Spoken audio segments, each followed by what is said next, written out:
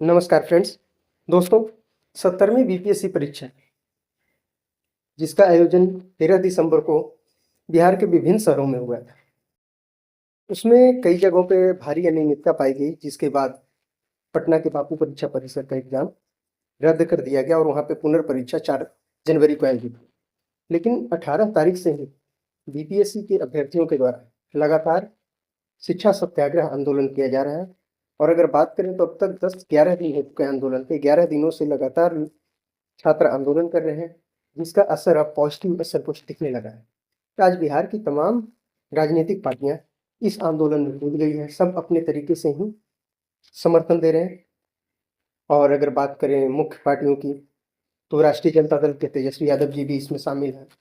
कल पप्पू यादव जी भी पिछले कुछ दिनों से एक्टिव दिख रहे हैं।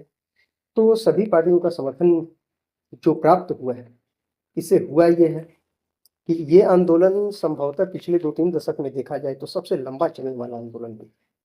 और फ्रेंड्स, 11 दिनों तक इस तरह से आंदोलनरत रहना इतना आसान काम नहीं है।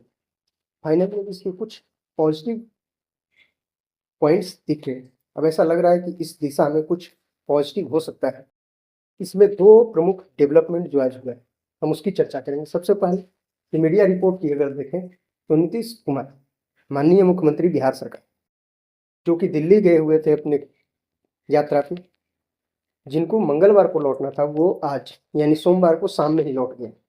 तो ऐसा माना जा रहा है कि वो आनन फानन में यानी जल्दबाजी में उन्होंने अपना दौरा जल्द ही किया, जल्द से वो लौट आए और शायद हो सकता है कि वो बीपीएससी के इस मामले को गंभीरता से।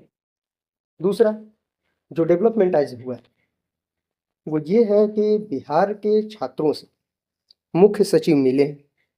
छात्रों का जो प्रतिनिधि मंडल था वो मुख्य सचिव से मिला और उसमें अपने मांगों को रखा है। तो आइए देखते हैं बिहार सरकार की तरफ से जो प्रेस विज्ञप्ति जारी की है, उसमें कहा गया है कि परीक्षार्थियों के 11 सदस्यीय प्रतिनिधि मंडल ने मुख्य सचिव से मिलकर 70वीं बिहार लोक सेवा आयोग परीक्षा के संदर्भ में कुछ मांग रखा है। तो पहला मांग जिसपे सभी छात्र एकमत है और शुरू से यही मांग चल रहा है, री एग्जाम फॉर ऑल, यानी सभी के लिए री एग्जाम। तो पहला तो यही था कि परीक्षा को रद्द कीजिए, पूरी परीक्षा, ये नहीं कि किसी एक सेंटर। इसके अनियमितताओं की जांच करवाइए। जो भी छात्रों पर मुकदमा किया गया है यानी अभ्यर्थियों पे जो मुकदमा दर्ज है उसको वापस लीजिए।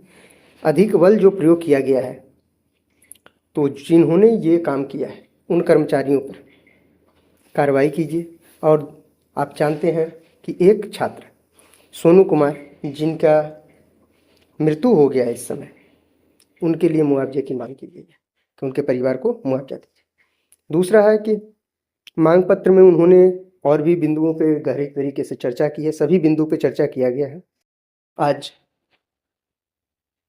इस विषय पे काफ़ी ज़्यादा देर तक चर्चा हुई है छात्र के प्रतिनिधि मंडल और मुख्य सचिव के बीच में। तो उसका आउटकम्स तो अभी तक क्लियर नहीं आया है कि परीक्षा रद्द हो गया है, लेकिन ऐसा लगने लगा है कि अब बिहार सरकार के अंदर भी इस बात को लेकर काफ़ी ज़्यादा माहौल बन रहा है। अगले साल ही जानते हैं आप कि 2025 में चुनाव होना है और चुनाव पे नकारात्मक असर कोई भी पार्टियां नहीं चाहेगी कि हमारे चुनाव में कुछ भी नुकसान, क्योंकि छात्रों का जो ये माहौल है ये कहीं ना कहीं चुनाव में नुकसान पहुंचा सकता है। तो संभव है फ्रेंड्स कि आपको बहुत जल्द इन सभी लोगों के लिए हो सकता है कि सरकार ये घोषणा कर ही दे कि री एग्जाम सभी का होगा। फिर भी देखते हैं कब तक ऐसा हो पाता है। माननीय मुख्यमंत्री तो लौट आए हैं, अब देखना है कि किस समय इस पे फैसला लिया जाता है और क्या फैसला।